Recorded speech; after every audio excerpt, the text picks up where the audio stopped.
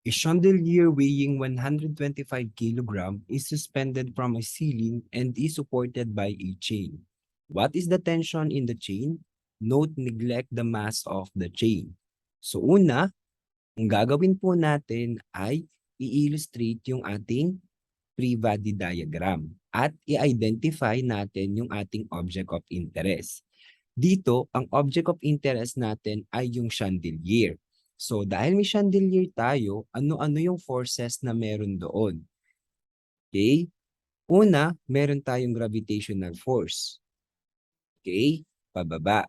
And then, meron din tayong tension force. Pataas naman yung ating tension force. Kasi kung ang tension force po natin ay pababa, babagsak yung ating chandelier. Okay? Next, calculate the tension force by using the principle of translational equilibrium. Sabi, sa translational equilibrium, summation of forces is equal to 0. Okay? So dito, kukunin natin yung summation of forces along Y. Bakit along Y?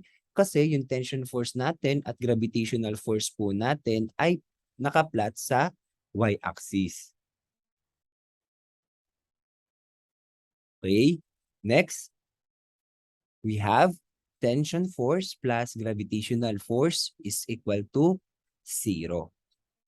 Okay? Next, i-apply naman natin yung direction ng forces. Ngayon, ang tension force natin ay upward. Ibig sabihin, positive po yun. So, hindi mababago ang sign ng ating tension force. Pero, ang gravitational force po natin ay magiging negative. Okay? Bakit po magiging negative? Kasi, pababa yung ating gravitational force. Okay? Equal to 0. Okay.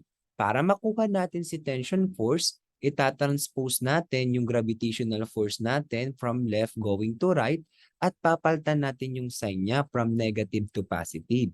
So we have tension is equal to positive gravitational force. Ngayon, base sa given natin, hindi po direktang ibinigay yung gravitational force. Okay? Ang binigay po sa atin ay yung mass ng object. Okay.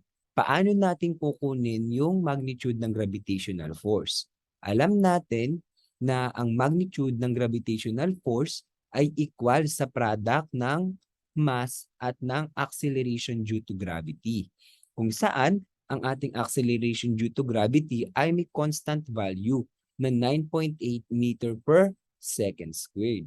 So ngayon, ating isubstitute yung ating given parameters. So we have 125 kilogram multiplied by 9.8 meter per second squared. Again, yung 9.8 meter per second squared po ay constant value ng ating acceleration due to gravity. Okay? So ano ang ating tension force ngayon? Ang tension force natin ay equal sa 1,225 Newton. Okay? Please take note, Newton. Pag sinabing Newton, yan ang unit of force.